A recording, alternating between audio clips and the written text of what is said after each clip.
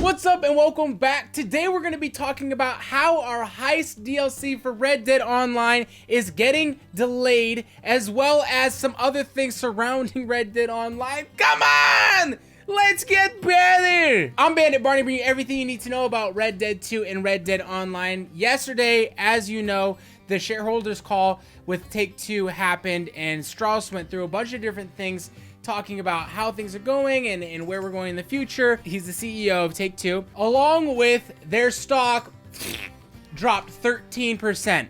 So after this call, the stock dropped 13%, and there was some speculation as to why does the stock drop when basically everything that Strauss was saying on the call was that things are really well. We're above projected where we were going to be. Red Dead 2 has been amazing. It was, when released, the greatest entertainment sale the world has ever seen. It did that well. It's continuing to drive their Q3 and Q4 sales above predicted, and how basically saying how everything is going so well, but then their stock dropped. And on top of that, we had him talk about how the Red Dead Online landscape is looking for a long-term play and not a short-term play. So he's basically saying to us how we can look till the second half of the year for big content for Red Dead Online to start really come together.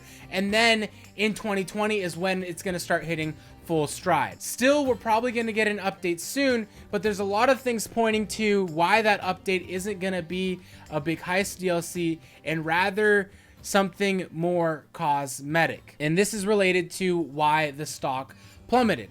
The stock plummeted probably because in Take-Two's call, you could tell Strauss was continually talking about how they make great entertainment, and that's why they're not worried about the current changing landscape of the gaming area. And that is that more often games are coming out as free to play, and then they're having well put together microtransaction stores that keep the game going and keep the income and build the revenue for the game, rather than having that initial sales point for the game, you know, having that stream of microtransactions, and also these games being long-term plays and players continually coming to them. So the two reasons why players are coming to them are, one, because they're good, and two, because the threshold of entry is nothing. It's literally whatever console or PC you need that's required to play the game.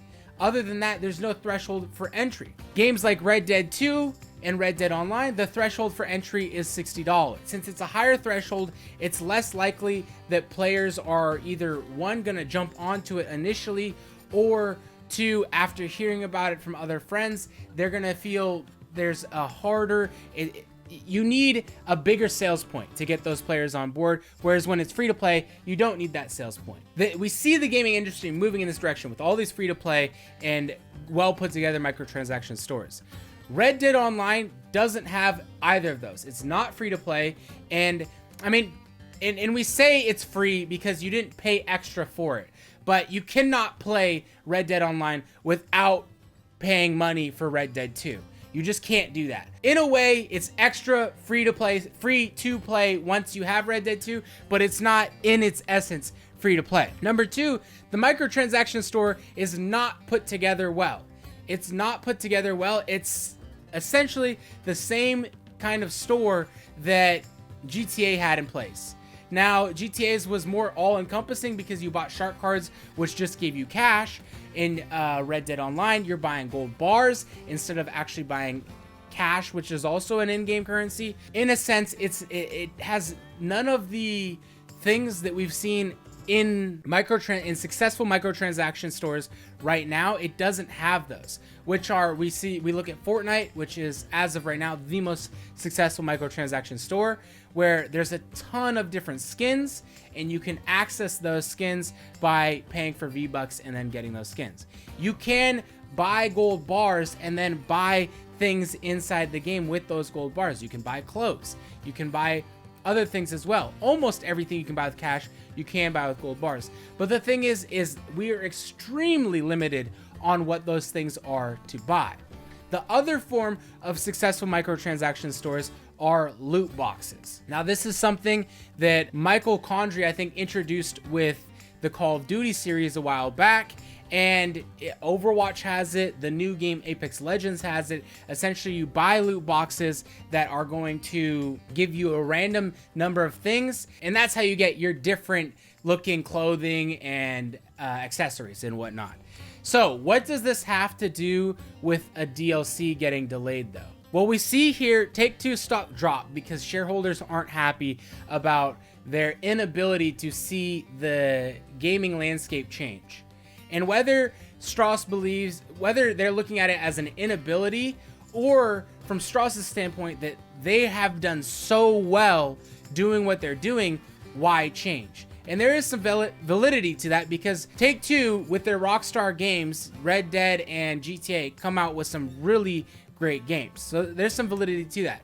Either way, shareholders weren't happy, and so stock plummets, right? Due to stock plummeting, that is going to be a louder voice than anything really the community can say. For that reason, if we talk to Rockstar asking for certain things to change in the game and they listen, it's more important to them that the stock stays high than the community's voice. Now, a lot of the time, the community's voice is in line with stock. If the community's happy, generally the game's doing well. If the game's doing well, people are buying it. And if people are buying it, your stock's going up. So generally, those things are in line. They're not always in line. There are some times where they're not always in line. And this is one of those cases where having good microtransactions in your game is going to lead to better stock. So rather than working on DLC that doesn't necessarily involve a bunch of things where we would need to go buy gold bars, aka heists, then we're gonna see introductions to the game of like